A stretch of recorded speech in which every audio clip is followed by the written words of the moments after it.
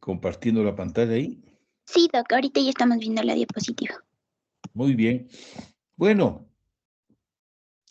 entonces vamos a continuar. Un aspecto de la fisiología de las hormonas tiroideas que es importante es el hecho de que las hormonas tiroideas, siendo sustancias hidrofóbicas, liposolubles, ¿sí? Para circular en el plasma, que es básicamente agua, tienen que ser transportadas, ¿sí? Por unas proteínas específicas. Recuerden que el cortisol también, por ejemplo, necesita ser transportada por unas proteínas específicas.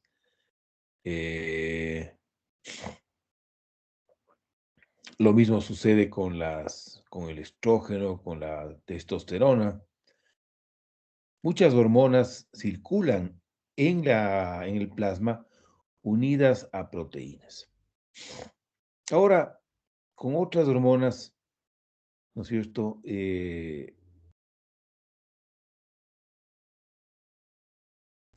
No se enfatiza mucho este tema, pero en el caso de las hormonas tiroideas es bastante importante el tema de las proteínas transportadoras. Y por eso vamos a... Fíjense, existen tres hormonas, tres proteínas diferentes que transportan las hormonas tiroideas. La que transporta la mayor cantidad de T4 y de T3, como ven ustedes, 80 y 70% respectivamente, es la TBG. ¿Sí? La TBG significa Thyroxine Binding Globulin, es decir, globulina fijadora de tiroxina. Esta proteína es el principal transportador, ¿no?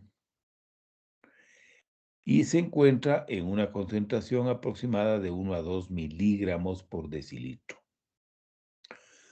Otra proteína transportadora es la famosa albúmina, proteína que se encuentra en unas concentraciones casi 1000 veces mayores que la TBG, ¿no? En concentraciones en promedio de 3.5 gramos por decilitro. Y la albúmina transporta más o menos un 10% de la T4 y un 30% de la T3.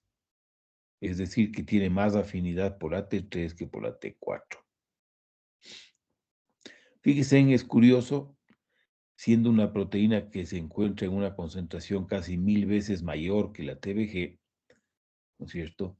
Transporta mucho menos T4 y T3 que la TBG. Y eso se debe a que la TBG, ¿no es cierto?, tiene muchísima mayor afinidad. Los sitios de ligadura de la TBG para las hormonas tiroideas tienen muchísima mayor afinidad. Y eso explica el hecho de que la TBG, pese a que su concentración es mucho menor, transporta la mayor parte de las hormonas tiroideas, ¿no? Y hay también una tercera proteína, que es la transdiretrina, ¿sí?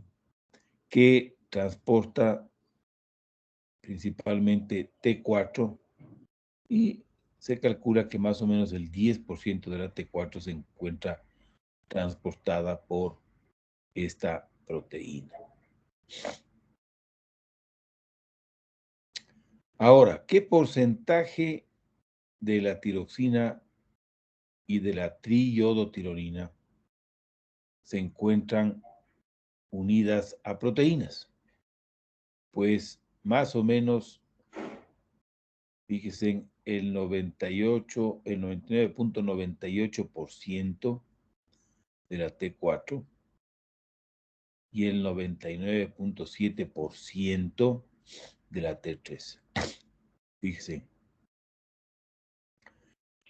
De modo que de las hormonas tiroideas que circulan en el plasma, apenas un 0.02% de la T4 está libre y más o menos el 0.3% de la T3 circula libre. Y sin embargo, es esta fracción libre la que es metabólicamente activa, porque esta fracción libre, no unida a proteínas, es la que entra a las células y es la que ejerce sus efectos a nivel nuclear, ¿no es cierto?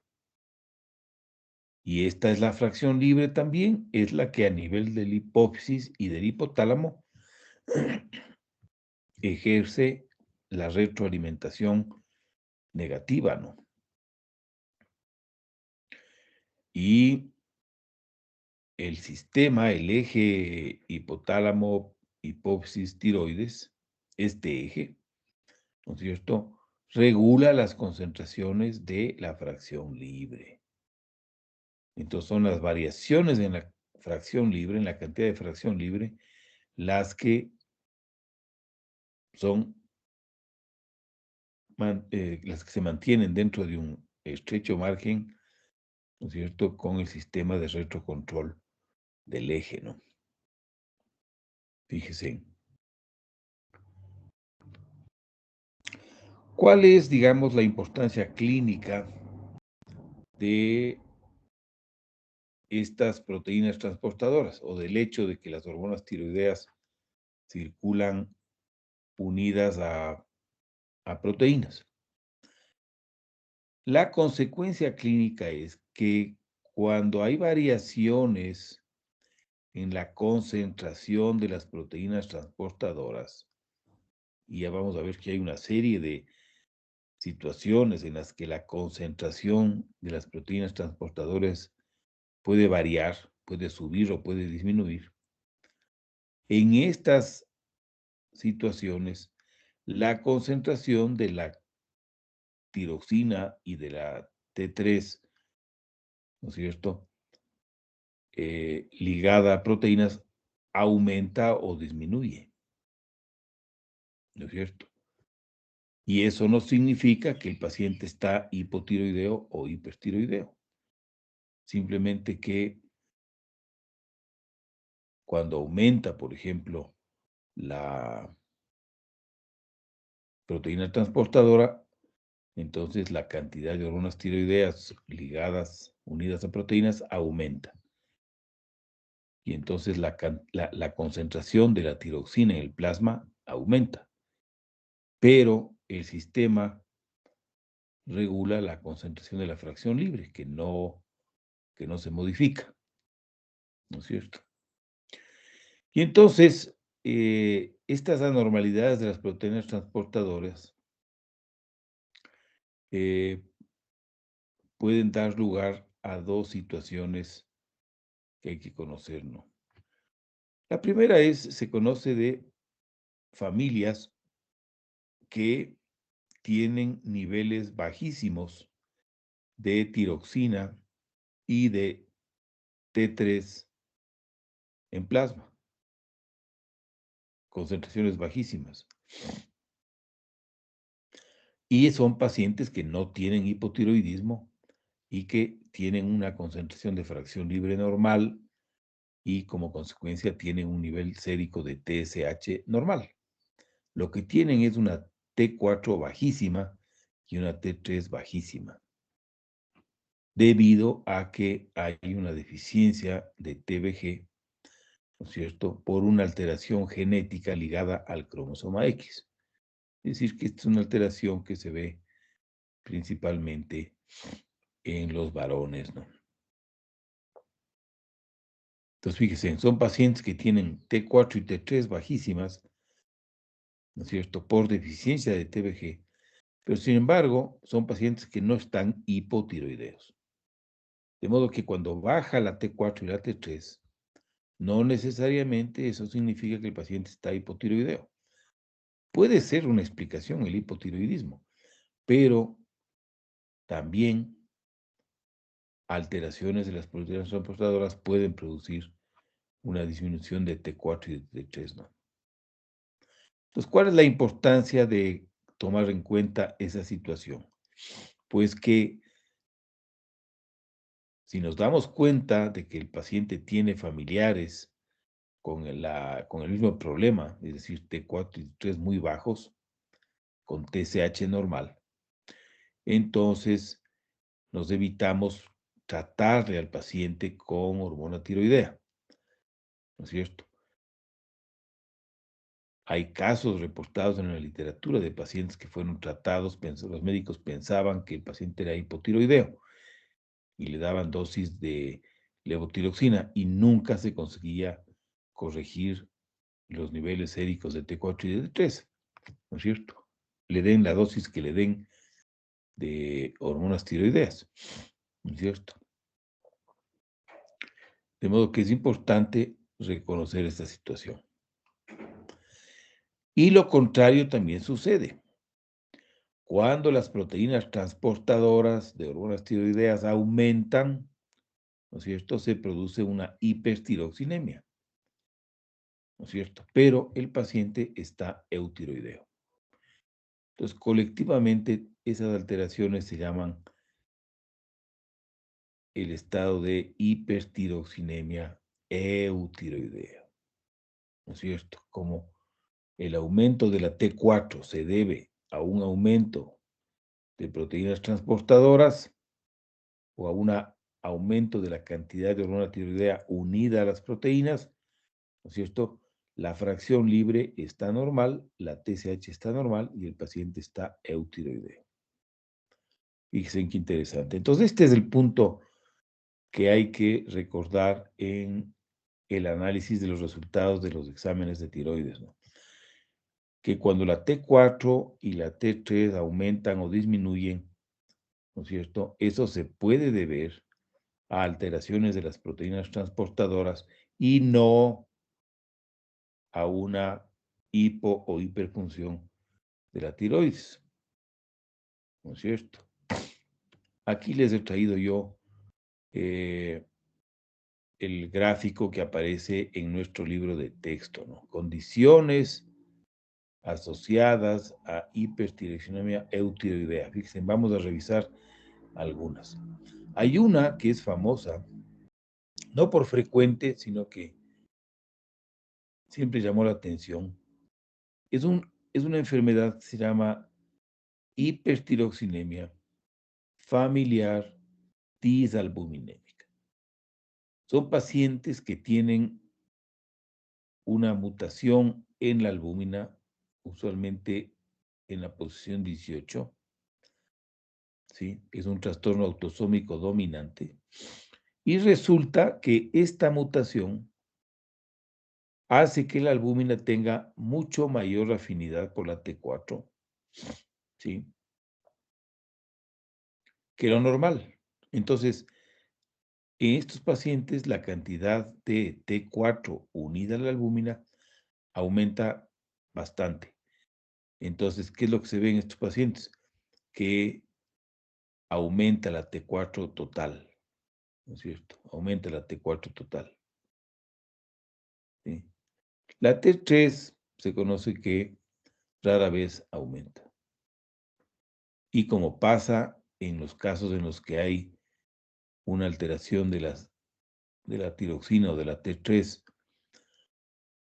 por proteínas transportadoras, la T4 libre, la T4 no unida a proteínas, es normal. Fíjese. Entonces ya estamos viendo una cosa que es importante, ¿no? Que ya vamos a mencionar un poquito más tarde, que actualmente para evitar esta confusión, los médicos por lo general piden, ¿no es cierto?, medir no la T4 total en plasma, sino solamente medimos la fracción libre, porque la fracción libre es la que suele estar normal cuando la concentración de T4 y de T3 varían por alteraciones en las proteínas transportadoras. Ahora imagínense ustedes el reto que significa diseñar un examen que tiene que medir una hormona, en este caso la T4, ¿no es cierto?, cuya concentración es apenas del 0.03% de toda la T4 que está en el plasma. Bueno, es un reto impresionante, ¿no? Pero se lo ha conseguido. Ya vamos a ver eso. Entonces, este es el caso de la hipertiroxinemia familiar disalbuminémica. Fíjense, en autosómico dominante, o sea, siempre hay un familiar que tiene el trastorno.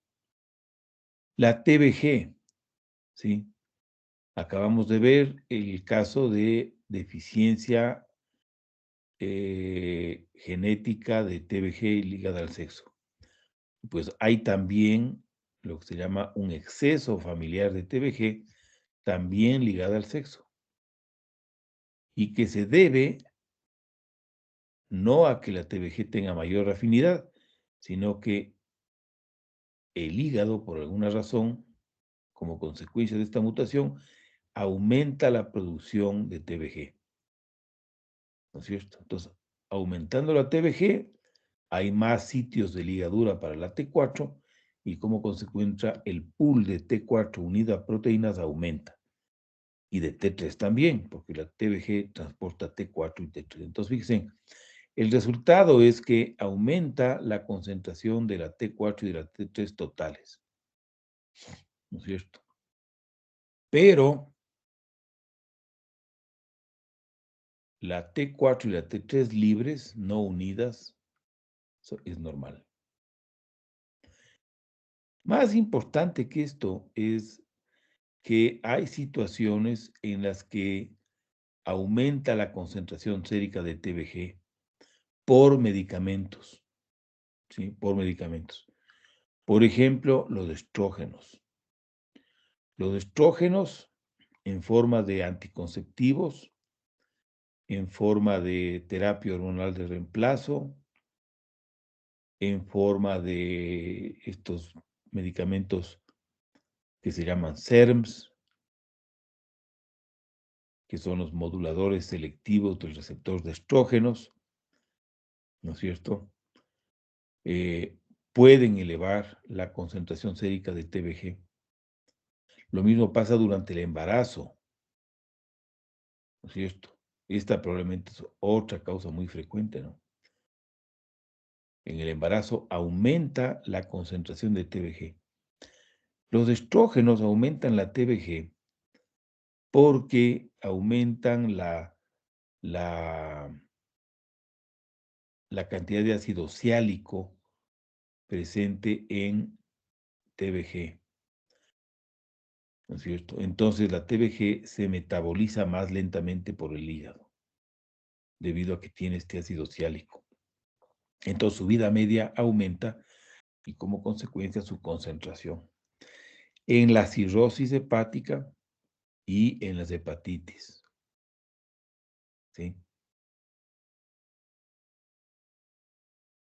Entonces, ¿qué es lo que se ve en estos casos? Que aumenta la T4 y la T3 totales, perdón. Sin embargo, la fracción libre se encuentra normal. Fíjense otra vez el mismo fenómeno. Hay también alteraciones de la transtiretrina, ¿no es cierto? Que la más importante son mutaciones de la proteína que hacen que aumente la afinidad para T4 o para T3, ¿sí? Parecido a la hipertiroxinemia familiar disalbuminémica, ¿no? Y entonces aquí lo que se ve es que aumenta la concentración de T4 y T3, pero otra vez la fracción libre está normal.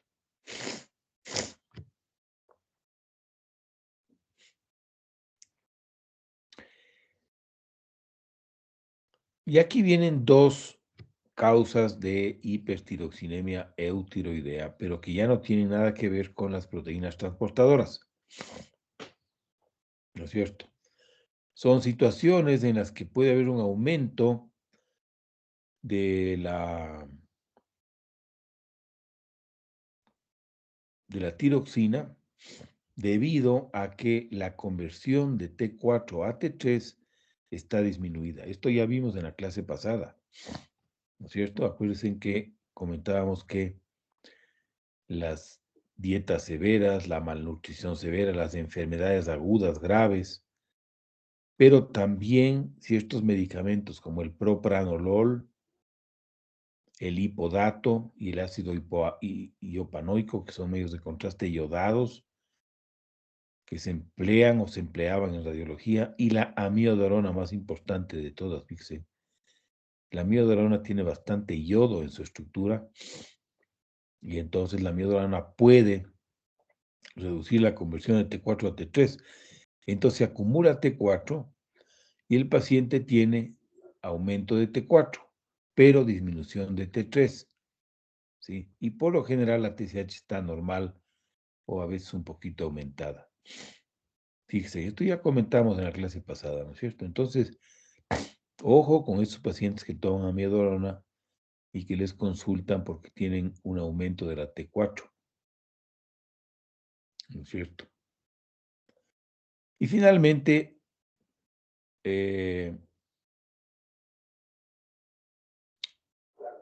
tenemos el síndrome de resistencia a las hormonas tiroideas debido a mutaciones en el receptor, ¿no es cierto? Entonces, estos pacientes también tienen hipertiroxinemia, ¿no es cierto? Pero los pacientes, por lo que tienen una mutación en el receptor, pese a que tienen un aumento de las hormonas tiroideas, ¿no es cierto? Por eso es una hipertiroxinemia. Sin embargo, no presentan mayores sintomatología sugestiva de un hipotiroidismo o de un hipertiroidismo, ¿no es cierto? Porque los receptores están mutados a nivel de tejidos periféricos. Entonces, ese exceso de hormonas, ¿no es cierto?, no consigue transmitir esa señal exagerada a los tejidos, y los tejidos, ¿no es cierto?, están o normales o rara vez un poquito tirotóxicos, pero esto es inusual. Y entonces el patrón aquí es que aumenta la T4 y la T3 totales y también aumenta la fracción libre, ¿no? Porque aquí sí, el organismo está produciendo demasiadas hormonas. Y lo característico es que la TSH se encuentra normal o aumentada, ¿no? Esto es algo que ya hemos visto en todo el seminario anterior, ¿no? Ninguno de ustedes puede pasar por alto, ¿no es cierto?, una situación en la que el paciente tiene aumento de las hormonas tiroideas libres con una TSH normal o aumentada, ¿no? Esto sugiere un tumor productor de TSH o un síndrome de resistencia a las hormonas tiroideas. De modo que fíjense, todas estas son causas en las que hay hipertiroxinemia y el paciente está eutiroideo, ¿no? Eutiroideo. Les vamos a poner dos ejemplos, ¿sí? Dos ejemplos para que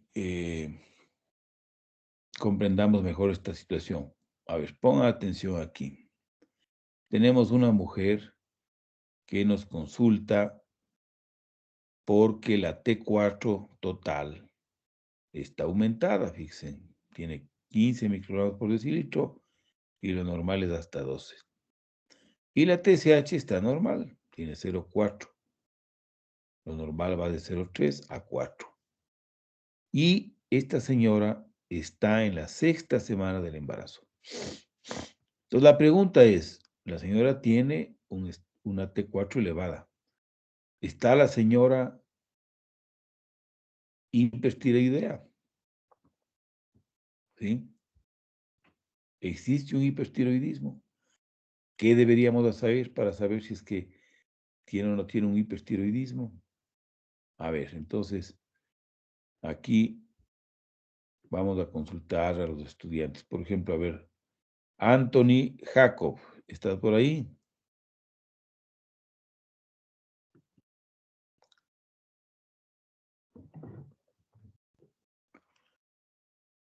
Anthony Jacob Olmedo está por ahí.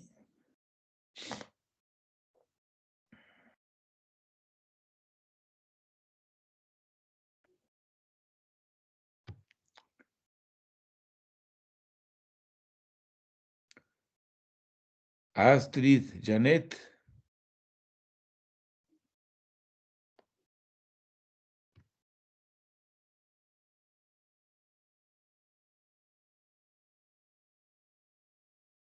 A ver, ¿sí me están escuchando? O, a ver, ¿está aquí la representante del curso? ¿Sí me están escuchando o no?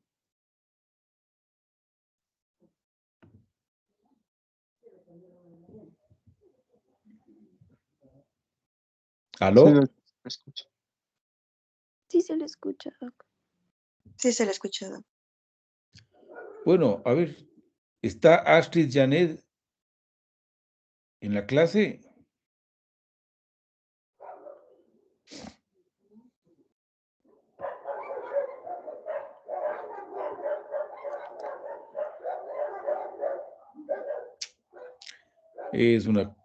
Es deprimente que pongan que están asistiendo y en realidad no están asistiendo a la clase, ¿no? A ver, Marcos Miguel Yachimba, ¿está por ahí?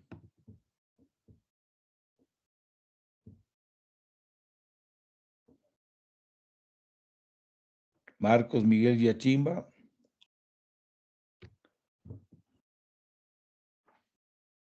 Sí, Doc, aquí estoy.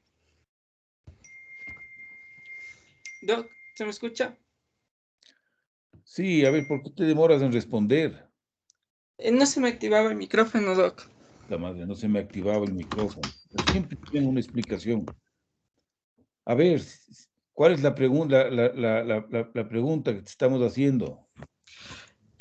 Sobre cómo podemos diagnosticar a una persona, a una mujer.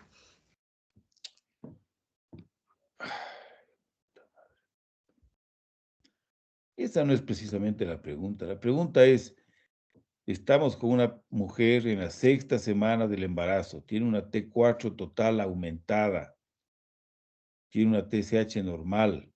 La pregunta es, ¿crees que esta paciente está hipertiroidea?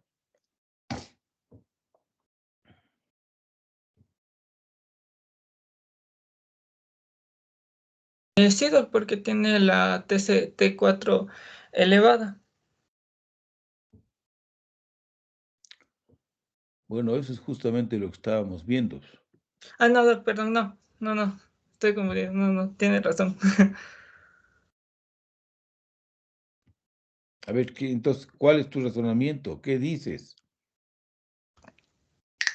Lo que pasa es que la TSH no tiene un hipertiroidismo porque la TSH no está elevada, está normal. Ya, pero bueno, podría ser un tumor productor de TSH. Sí. Por eso, entonces, ¿qué harías tú para explicar esto? ¿Qué le pedirías otro examen o cuál sería tu explicación?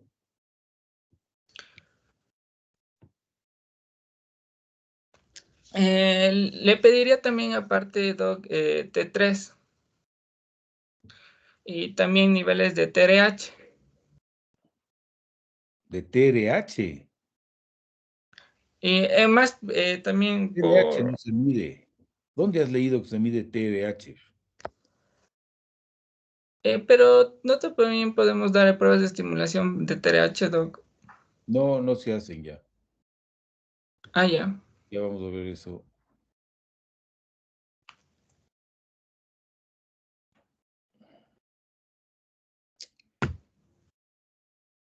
A ver, está por ahí Eva Irene Pacha.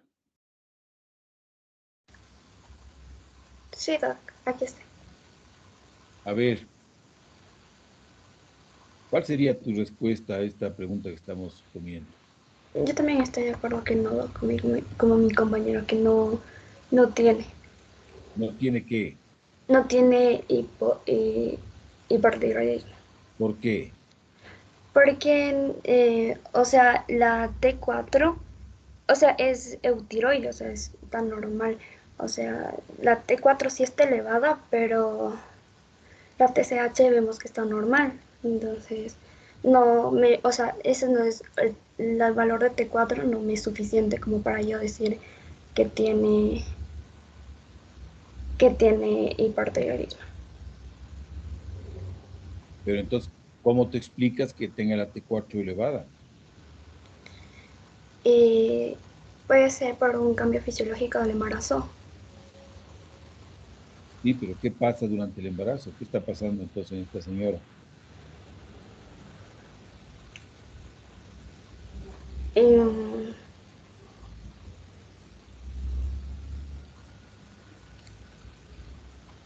a ver, tal vez la producción de estrógenos es la que está influyendo para que esté elevando las concentraciones de TDG. ¿Ya?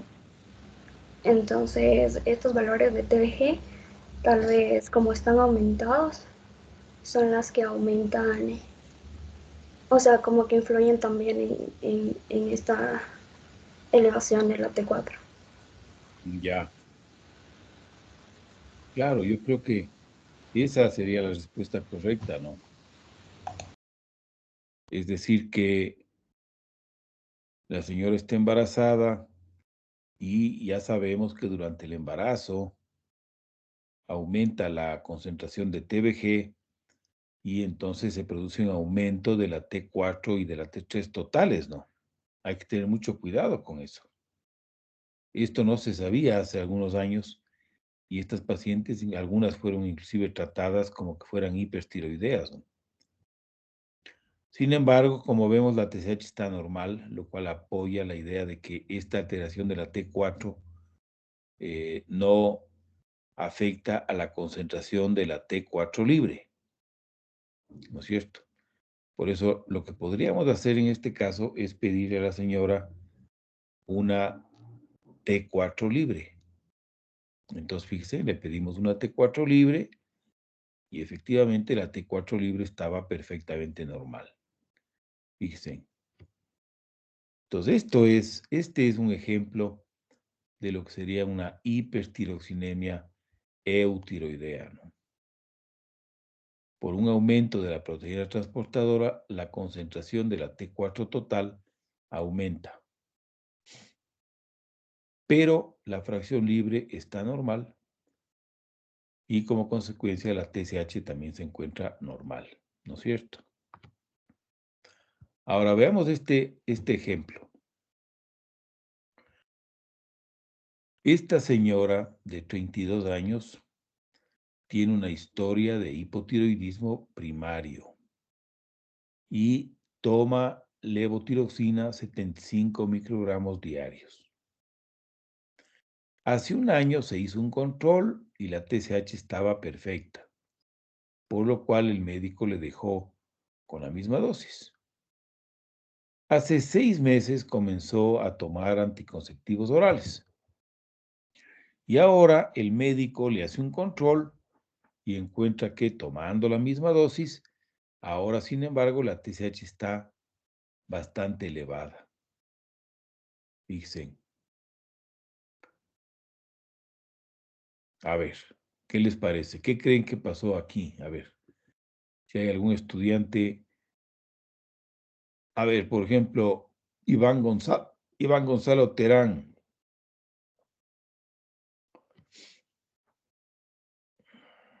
¿Está por ahí?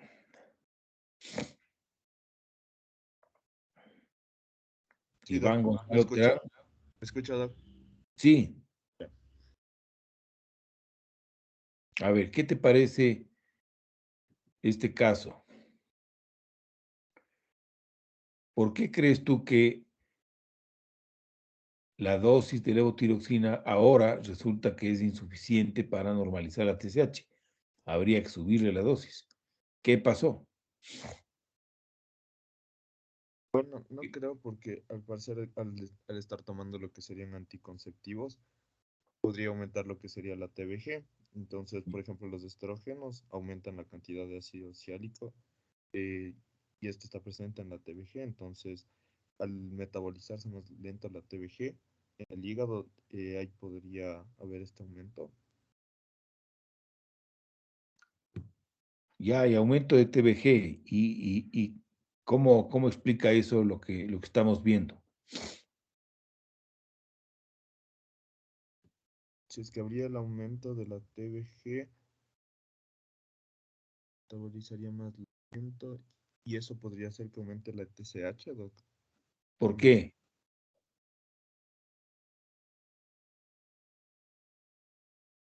No estaría muy seguro del mecanismo del por qué, Doc, que se haría dentro del metabolismo de Ujú. la TSH. Bueno, ahí está. Ese es el punto en este caso. A ver, Gabriel Esperanza Mendoza. Sí, Doc. A ver, ¿cómo le ves tú a esto? Tu compañero Eh, dice que aquí lo que está pasando es que por los anticonceptivos aumenta la TBG, pero él no sabe explicar cómo ese aumento de la TBG puede hacer que aumente la TSH en esta paciente. ¿Cómo le ves tú?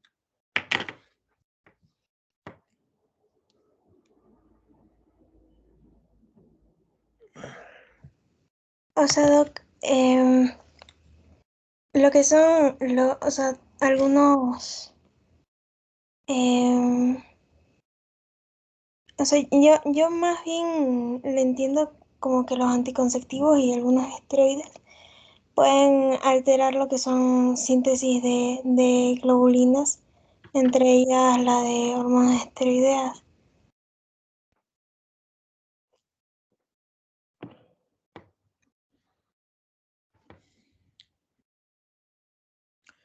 A ver, no te comprendo bien. ¿Qué estás diciendo? A ver, ¿qué estás diciendo de hormonas esteroideas? ¿Qué hormonas esteroideas?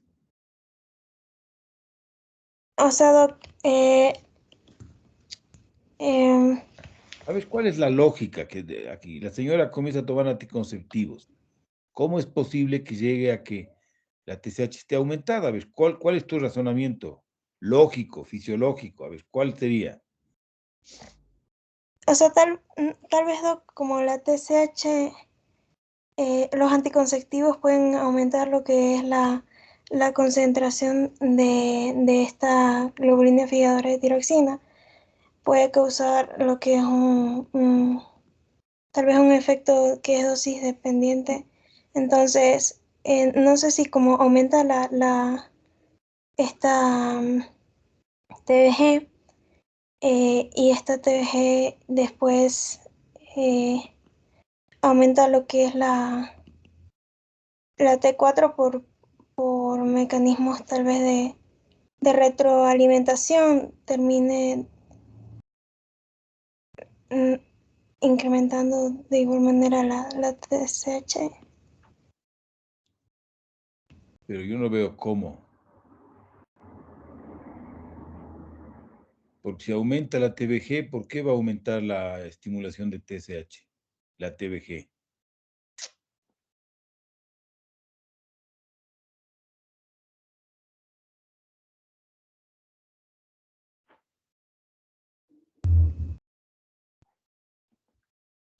¿Cómo te explicas que aumentando la TBG aumente la TSH en esta paciente?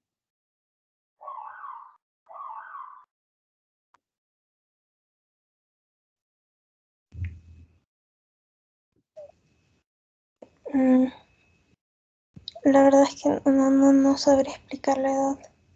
A ver, Jordi Alexi Ruilova, ¿estás ahí? Sí, Doc. A ver, ¿cómo le ves tú a este tema? A ver, aquí hay que hacer un ejercicio de lógica y de inteligencia, a ver, en base a lo que ya hemos revisado. ¿Cómo le ves a esto? ¿Cómo te explicas que esta señora, luego de tomar anticonceptivos, acabe con una TSH de 8,5? ¿Cómo le ves? Según la información que hemos expuesto hasta este rato? O sea, Doc, podría ser que, o sea, en primer lugar, los estrógenos, como dijeron mis compañeros, aumentan la liberación de TBG y por lo tanto hay mayor entrada de T4. Pero Mayor creería yo, unión de T4.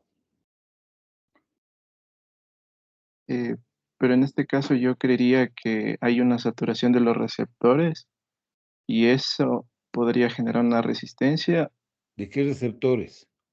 de eh, los receptores de, de la hormona tiroide y por lo ¿Cómo así? tanto ¿Pero cómo así?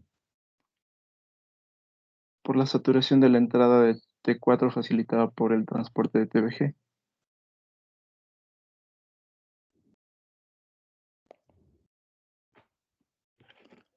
O sea, yo le pensé así. No me convence, ¿no?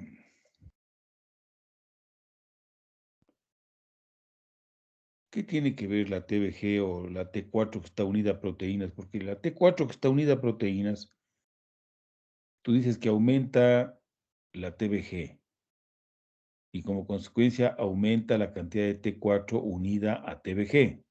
Hasta ahí de acuerdo. Pero ¿cómo así esa T4 unida a TBG va a saturar los receptores intracelulares si solamente es la fracción libre la que entra? La T4 unida a la TBG no entra dentro de las células. Entonces, no, tu razonamiento no se sostiene. A ver, María Isabel Mantilla, ¿está por ahí? Sí, Doc, me parece que tal vez es porque aumenta la TBG, entonces la T4 libre va a disminuir porque todo se va a estar uniendo a esta TBG, entonces el cuerpo va a detectar como que no hay T4 libre que esté actuando para estimular los receptores porque está toda ligada y esto no va a ser activa. Y eso aumenta la TSH. Claro, Doc, o sea, ya causaría un efecto de feedback normal porque si el sensa como que no hay realmente una activación adecuada. Ya. Bueno, muy bien, muy bien. A mí me parece que más o menos te has dado con el razonamiento correcto. Te felicito. Eso es lo que sucede, ¿no? Ahora falta un poquito más, pero bueno. Entonces verán, lo que pasa con esta señora es, ella tiene un hipotiroidismo, ¿no es cierto? Es una tiroides que no es capaz de trabajar, no funciona normalmente. Entonces, la señora que estaba bien controlada con 75 comienza a tomar anticonceptivos. Los anticonceptivos hacen que aumente la TBG. Como aumenta la TBG, la fracción libre se une a ese exceso de TBG, que es lo que dice nuestra compañera. Como baja la concentración libre de hormona tiroidea, entonces el hipotálamo y la hipófisis sienten que baja la fracción libre y aumenta la TSH. Fíjense. Entonces la pregunta es, ¿por qué no pasa esto con todas las personas que toman anticonceptivos? La respuesta es porque la mayoría de, prácticamente todas las personas que toman anticonceptivos tienen una tiroides normal. Entonces en la tiroides normal ocurre lo mismo, baja la T4 libre, aumenta la TSH, pero esa TSH consigue hacerle trabajar a la tiroides un poco más hasta que se restablezca la cantidad de T4 libre otra vez. Y el rato que aumenta la T4 libre a la normal, la TSH se normaliza. Esto ocurre en el espacio de horas, ¿no es cierto? Esto ocurre relativamente rápido. Pero para que haya esa compensación, la tiroides tiene que estar normal. Como esta tiroides no funciona, este aumento de la TSH no consigue que la tiroides trabaje más y normalice la fracción libre. De modo que este paciente, ¿no es cierto? Esta paciente va a tener, inclusive podría tener una T4 total normal o un poquito aumentada, pero la fracción libre va a estar baja, ¿no? No sé si les quedó claro o hay alguien que no comprendió.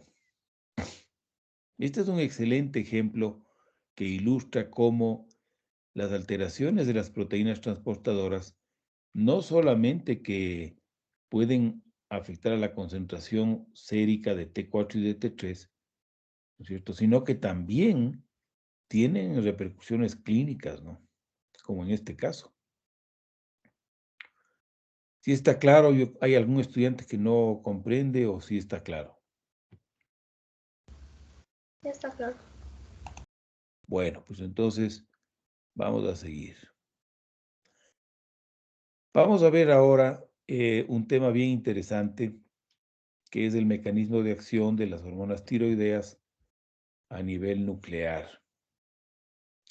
Yo les voy a hablar sobre este tema de una forma un poco más amplia que lo que aparece en nuestro libro de texto, pese a que en nuestro libro de texto el tema está bastante resumido y bastante bien, bastante bien. Pero como yo tuve oportunidad de trabajar en los Estados Unidos en un laboratorio en la Universidad de Chicago cuando estaba haciendo mi formación de especialidad, trabajé en un laboratorio que estaba en ese momento activamente investigando sobre justamente los receptores nucleares de hormonas tiroideas. Entonces, es un tema que lo tengo bastante bien conocido, ¿no?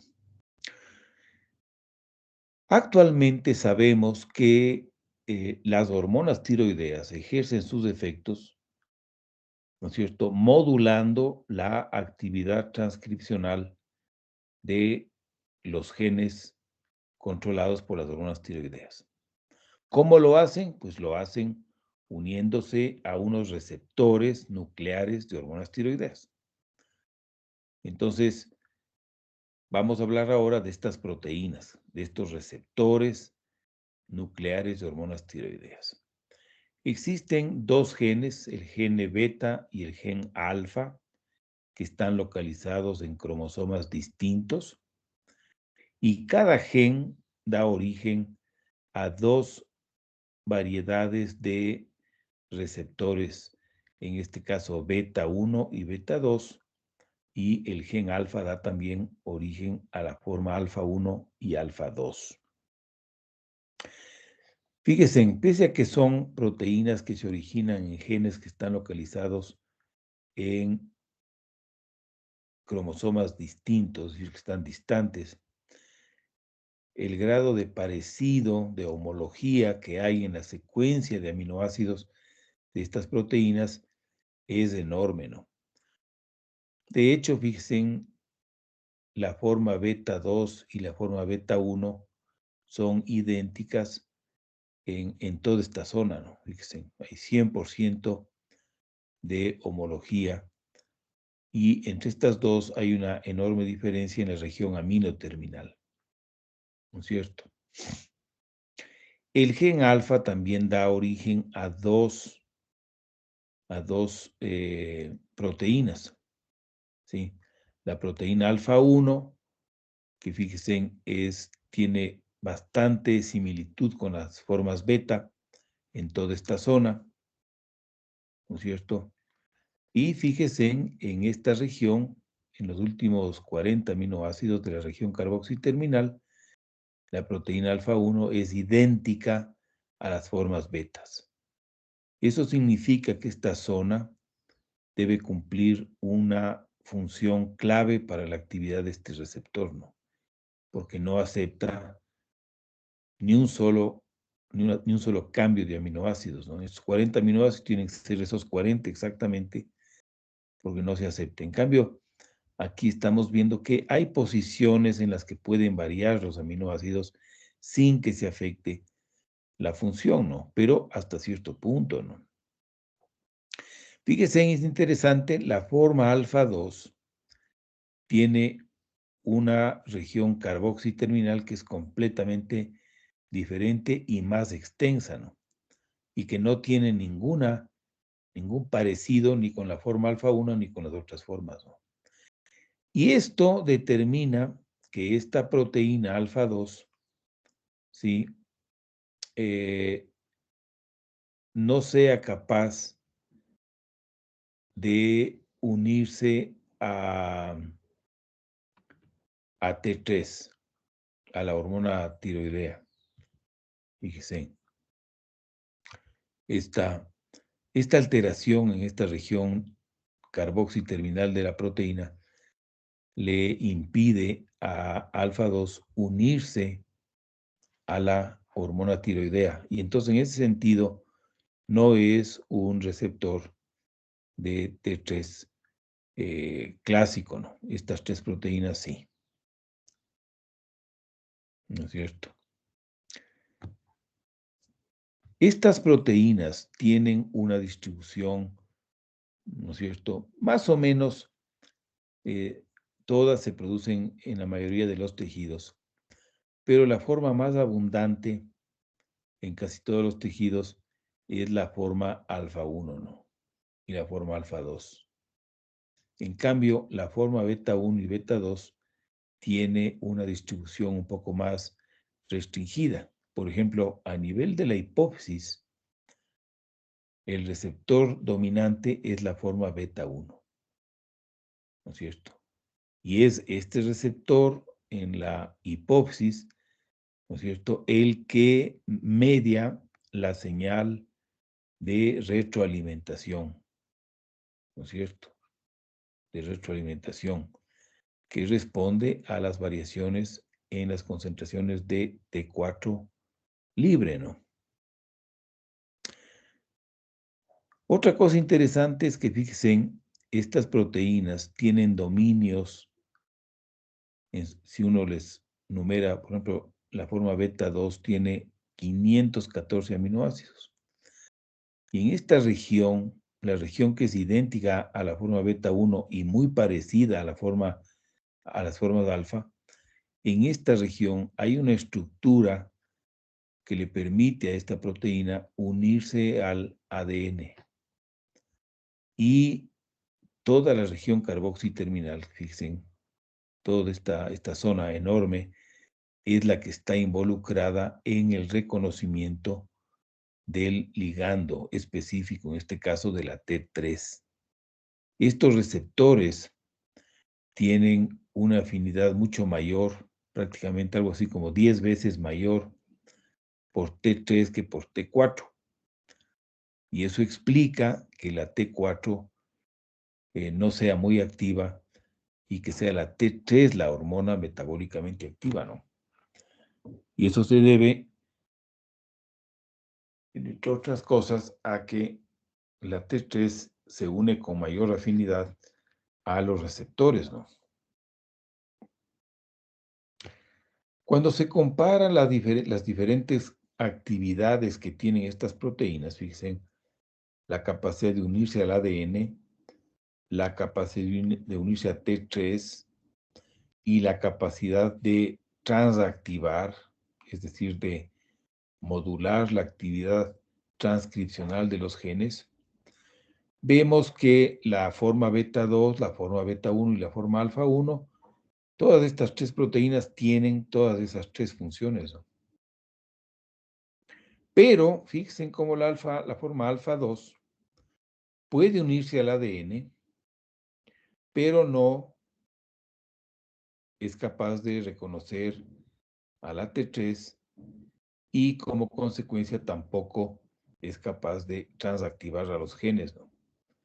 Y esto ha hecho pensar que probablemente esta forma alfa 2, ocupando los sitios de ligadura del ADN, compite con las formas activas de los receptores, ¿no es cierto?, por la unión a los genes que se controlan, ¿no? Entonces, este sería una especie de inhibidor competitivo de la actividad de los otros, ¿no?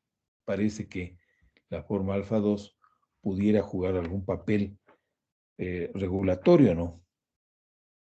Entonces, fíjense, en estos cambios en la región carboxiterminal son los que le quitan al receptor estas dos funciones, ¿no? Por eso es que esta zona es tan importante, ¿no? Fíjense en esta zona que la naturaleza guarda intacta, ¿no? No se acepta ni una sola mutación en esos 40 aminoácidos.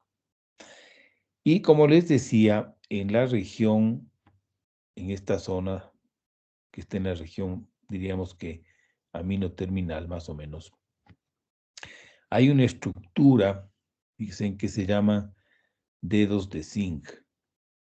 Entonces, estos receptores tienen 2 dedos de zinc, ¿sí? Que son una serie de aminoácidos que están formando una especie de dedo y que están coordinados en la base con 4 residuos de cisteína, ¿no es cierto?, estabilizados con un átomo de zinc. Fíjense, estos 2 dedos tienen la misma estructura, ¿no? Fíjense. Estos dedos de zinc son los que le permiten a esta proteína unirse al ADN, ¿no es cierto? Entonces, en la naturaleza existen, ¿no es cierto?, varios ejemplos de proteínas que utilizan estos dedos de zinc como una estrategia para unirse al ADN. Son factores de transcripción, ¿no es cierto? Hay una proteína en un gusano que se conoce que contiene más o menos 18 dedos de zinc. De modo que esta es una estructura bastante frecuente en la naturaleza, ¿no? Y nuestros receptores hacen uso de esta estructura para unirse al ADN. Ahora, estas proteínas no solamente que tienen que ser capaces de unirse al ADN, ¿no es cierto?, sino que tienen que ser capaces de unirse solamente a las zonas regulatorias de los genes controlados, ¿no? Ustedes saben que en el ADN menos del 5% de los 3.000 millones de pares de bases que hay son genes, ¿no es cierto? Y de los más o menos 30.000 genes que existen en el genoma humano, es posible, no se sabe muy bien, pero es posible que unos 5.000 genes, por ejemplo, sean regulados por hormonas tiroideas. Entonces, estas proteínas no solamente tienen que unirse al ADN, sino que tienen que reconocer las zonas regulatorias de esos 5.000 genes. Entonces, es un trabajo espectacular, ¿no? Y esa afinidad exquisita que tienen estas proteínas para reconocer las zonas regulatorias de los genes controlados descansa aquí, ¿no? Es esta secuencia de aminoácidos en la zona P y en la zona D los que determinan esta altísima afinidad y de reconocimiento, ¿no? Cuando ustedes producen una mutación en cualquiera de estos 5 aminoácidos de lo que se llama el cajón P o el P-box, esta proteína se puede unir al ADN, pero pierde la capacidad de reconocer las zonas regulatorias del ADN, ¿no? Entonces, se convierte en una proteína que se une de forma inespecífica al ADN. ¿Y cuáles son las secuencias de pares de bases que se encuentran en las zonas regulatorias de los genes controlados por las hormonas tiroideas que reconocen estos receptores? Pues el análisis de varios genes que se conoce que responden a hormonas tiroideas ha demostrado que estos se llaman elementos de respuesta, ¿no es cierto?, se hayan constituidos por 6 bases, ¿no?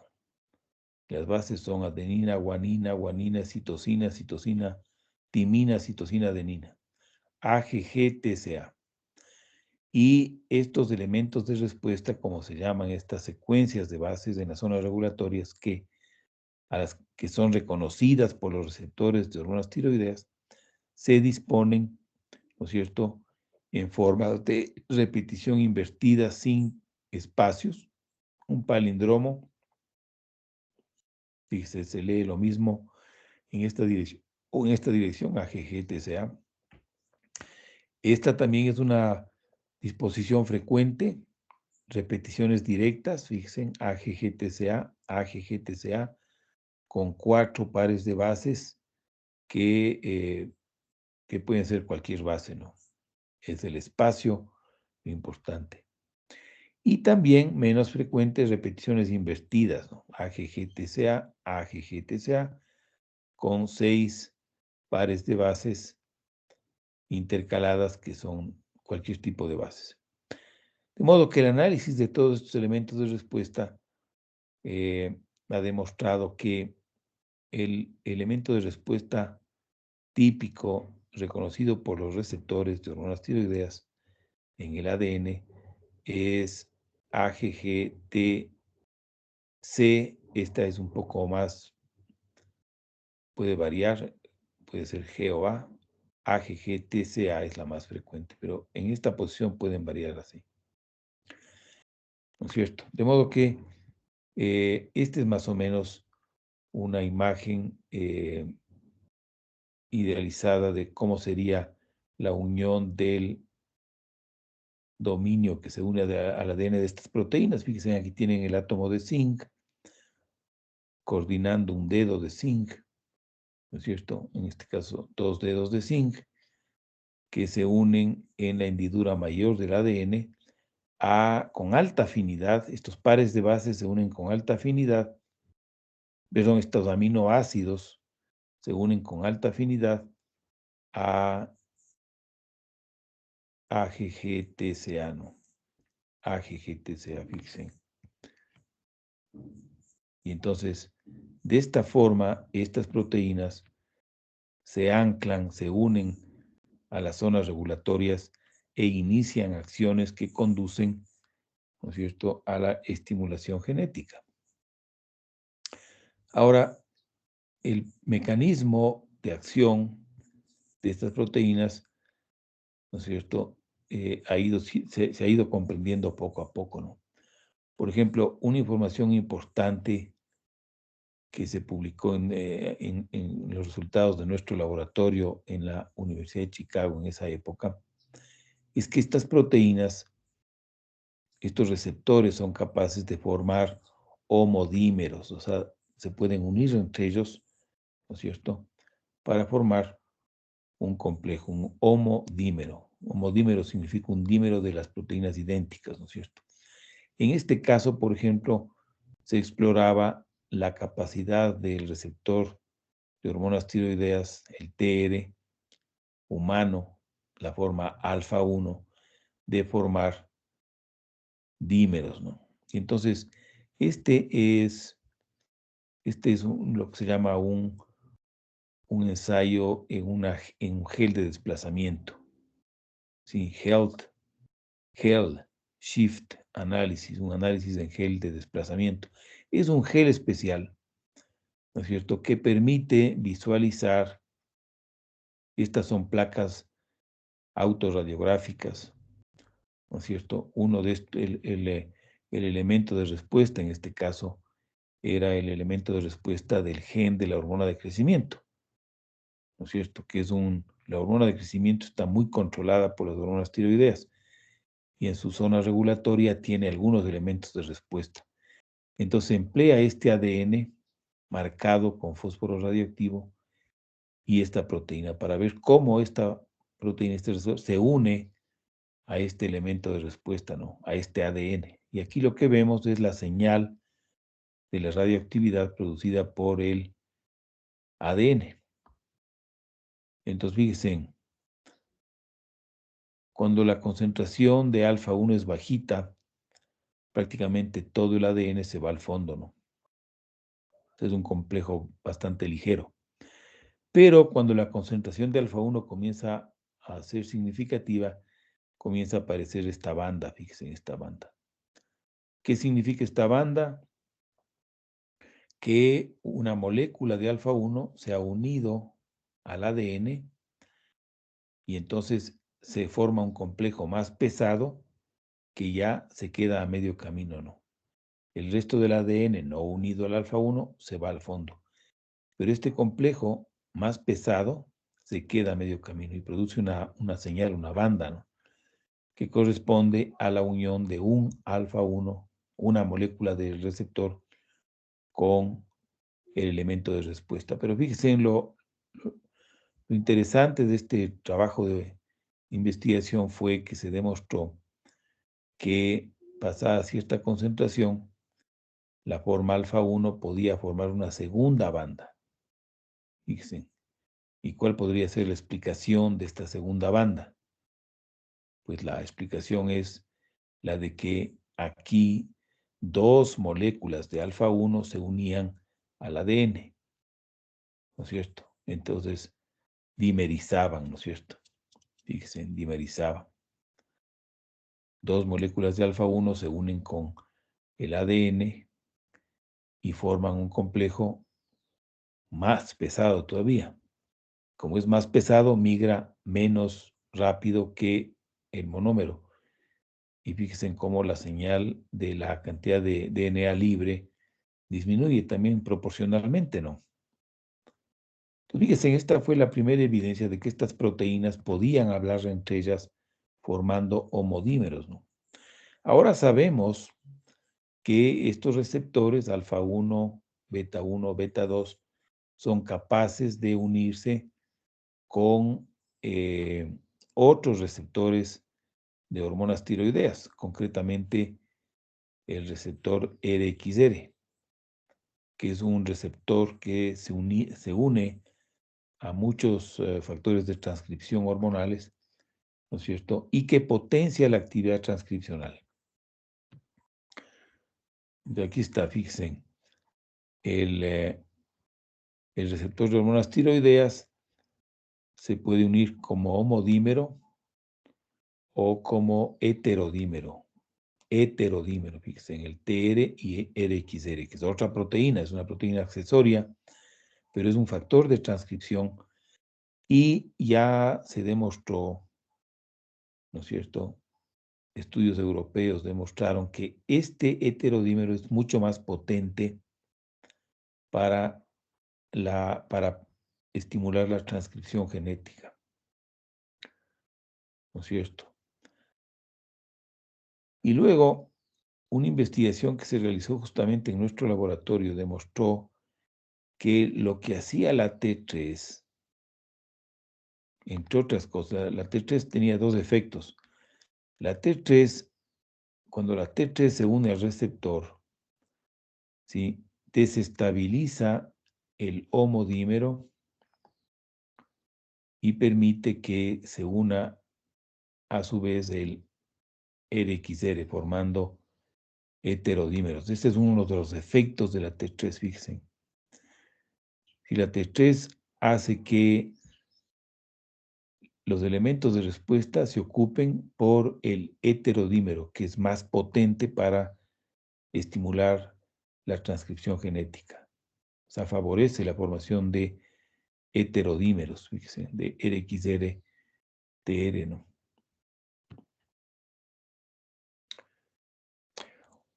Otro dato de conocimiento que fue notable es que se demostró, ustedes ya están familiarizados con este concepto porque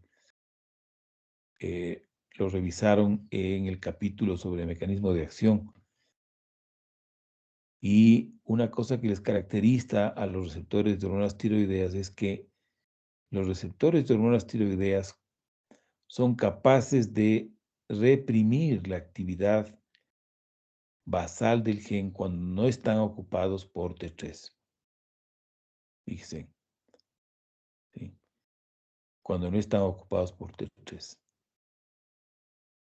Fíjense.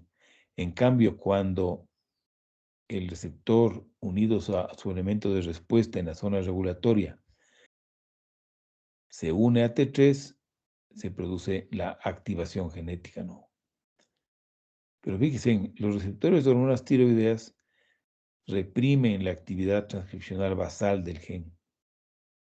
cuando no están unidos a T3.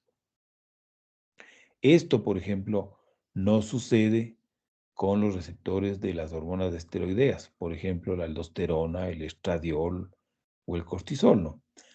Esos receptores tienen solamente dos momentos, ¿no? Activación o inactivación, no hay más, ¿no es cierto? Es decir, en otras palabras, los receptores de glucocorticoides, cuando están ocupando las zonas regulatorias en ausencia de ligando, no modifican la actividad transcripcional basal, digamos, ¿no? Si solamente tienen una actividad, que es activar en presencia de ligando. Con las hormonas tiroideas la cosa es un poco más compleja, ¿no? Y entonces, fíjense en esta gráfica, si ustedes están familiarizados con esta gráfica, los receptores de hormonas tiroideas, ¿no es cierto?, se distinguen de los receptores de esteroideos, ¿no es cierto?, en que primero los receptores de hormonas tiroideas se unen como heterodímeros, fíjense, heterodímeros. En cambio, los receptores de esteroides se unen como homodímeros.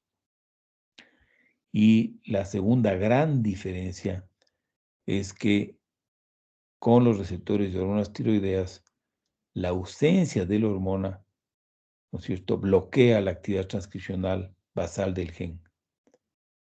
Y solo la presencia de la hormona estimula la actividad genética.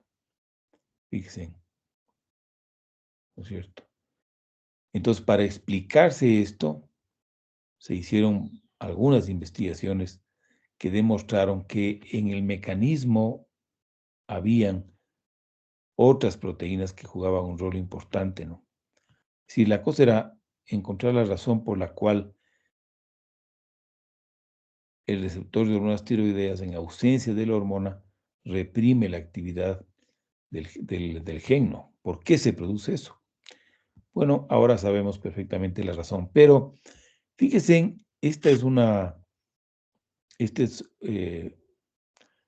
es exactamente lo que dice nuestro experto en nuestro libro de texto, ¿no? Fíjense, pongan atención en esto, él, refiriéndose a este efecto que tienen los receptores de hormonas tiroideas de suprimir la transcripción genética cuando no hay hormona, dice, en consecuencia, el déficit hormonal, por ejemplo, un hipotiroidismo, tiene un profundo efecto sobre la expresión génica, porque causa represión génica, además de pérdida de la estimulación inducida por la hormona. Fíjense. ¿No es cierto?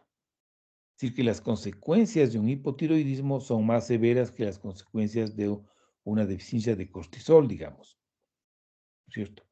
En el caso de una deficiencia de cortisol, lo único que se pierde de una deficiencia de cortisol se pierde la estimulación inducida por la hormona, ¿no? Pero en el caso de los receptores de hormonas tiroideas, no solamente que se pierde esta estimulación inducida por la hormona, sino que el receptor, como no hay T3 por el hipotiroidismo, reprime la actividad génica, ¿no? Entonces, son dos efectos, ¿no? Y dice, este concepto se ha visto corroborado por el hallazgo de que la delección, la destrucción dirigida de los genes que codifican a los receptores de hormonas tiroideas en ratones tiene un efecto fenotípico menos pronunciado que el déficit hormonal. Fíjense qué interesante. Ahora, ¿cómo nos explicamos entonces que el mecanismo de la represión en ausencia de la hormona de estos receptores?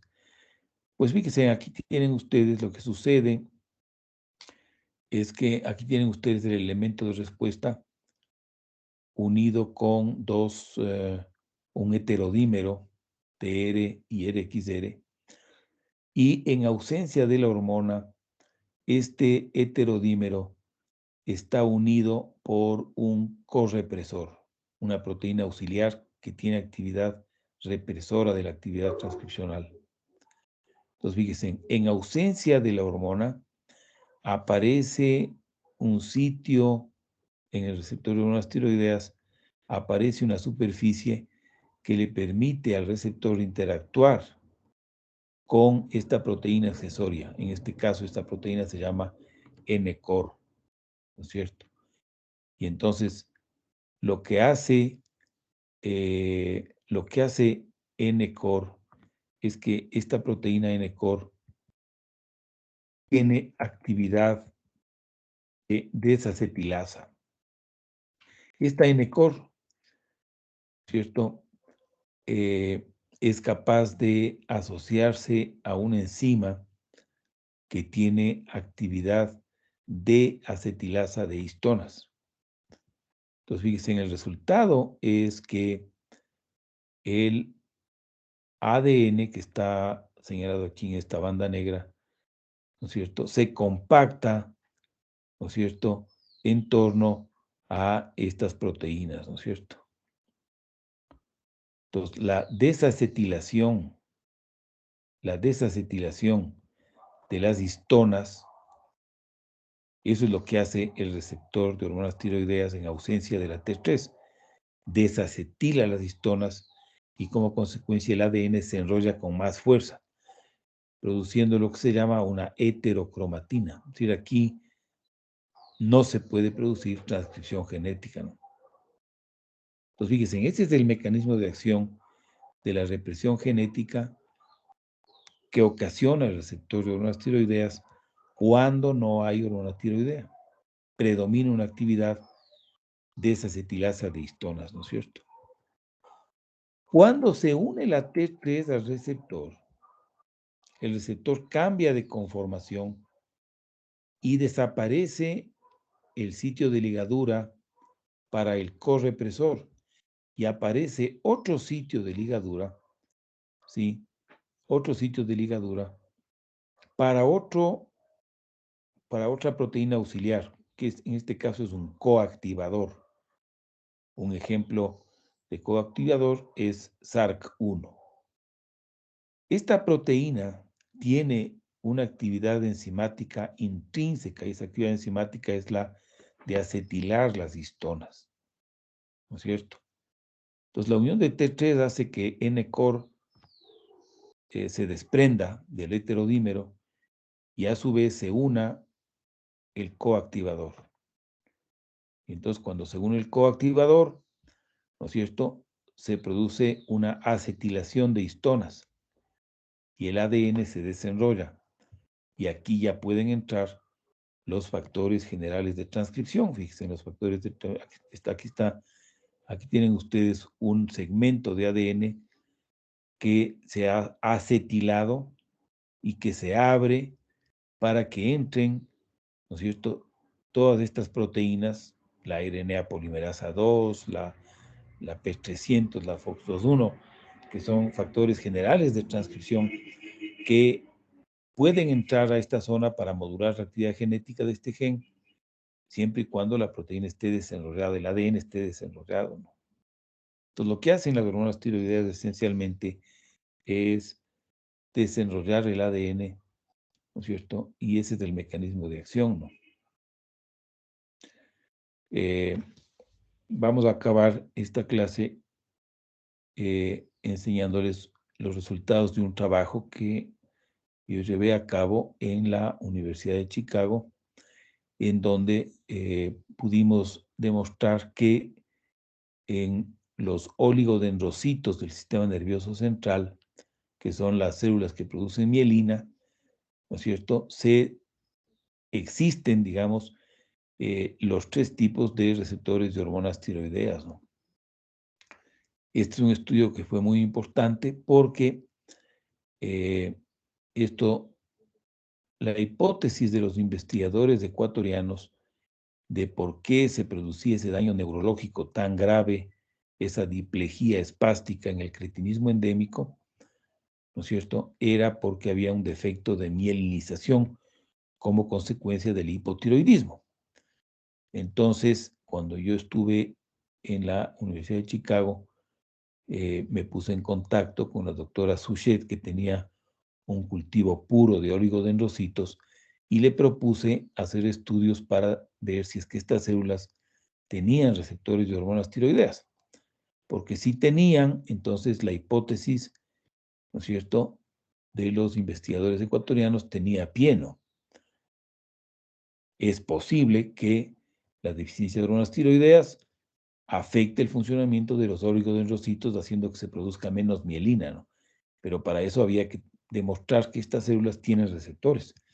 Y nosotros conseguimos demostrar efectivamente por primera vez que estas células expresan receptores alfa-1. Fíjense, aquí utilizamos anticuerpos contra el receptor alfa-1 en estudios de inmunocitoquímica y demostramos que el receptor alfa-1 se localizaba en el núcleo, que es justamente donde debían estar estas proteínas, ¿no es cierto? Son proteínas nucleares. Fíjense en la intensidad de la forma de expresión de la forma beta-1 en esos núcleos típicamente excéntricos de los oligodendrocitos. Y encontramos también cantidades importantes de la forma alfa-2 de esta proteína, este receptor regulatorio. Y también hicimos exámenes de control utilizando otros anticuerpos que reconocían a una proteína básica de mielina en el citoplasma, y efectivamente, fíjense, en los núcleos vacíos, los anticuerpos contra la mielina se detectaban en el citoplasma, pero no en el núcleo, ¿no? En cambio, con nuestros anticuerpos detectaban el antígeno, es decir, el receptor de hormonas tiroideas, en los núcleos, ¿no?, que es donde debían estar estas proteínas. Y entonces, este fue un trabajo importante que demostró que efectivamente la hipótesis de los investigadores ecuatorianos era factible, ¿no? Estas células que producen mielina responden a las hormonas tiroideas, y es posible que el hipotiroidismo produzca una deficiencia de mielinización que afecta, ¿no es cierto?, la transmisión nerviosa, y esa es la causa del problema que se ve en el cretinismo endémico, ¿no? Muy bien, entonces vamos a continuar en la próxima clase. No sé si tienen ustedes alguna inquietud, alguna pregunta en este punto.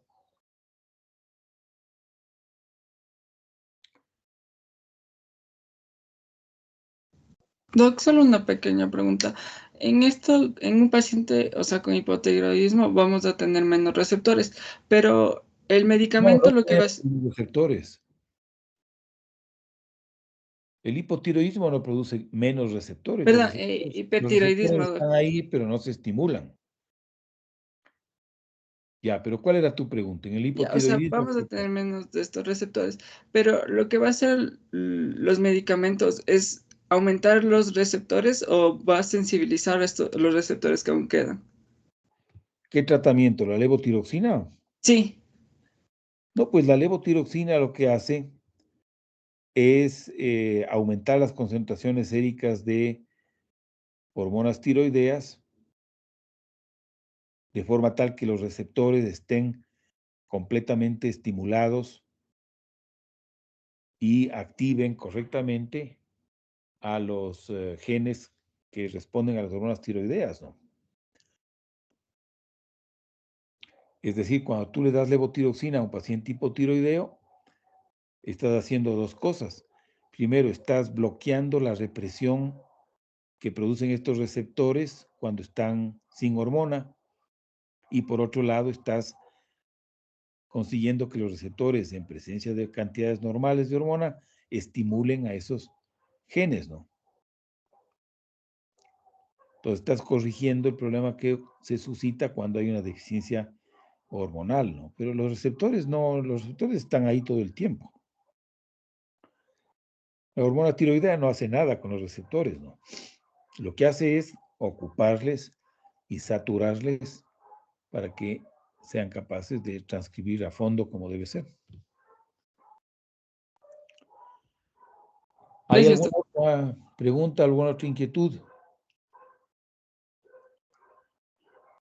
Bueno, pues entonces, a ver, la representante de los paralelos quedó en decirme hoy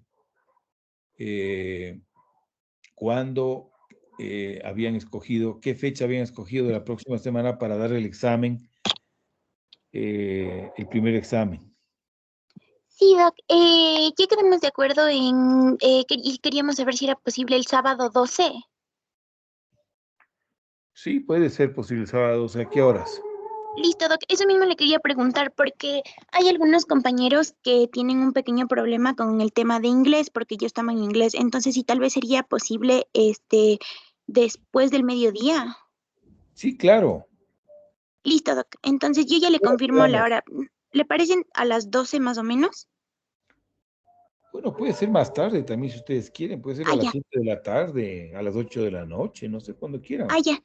Listo, Doc, muchas gracias. Entonces yo ya le molesto por WhatsApp hoy. Más tardecito, ya le confirmo la hora del día Sí, sábado. bueno, el lunes también me puedes decir. Ya listo, Doc, muchas gracias.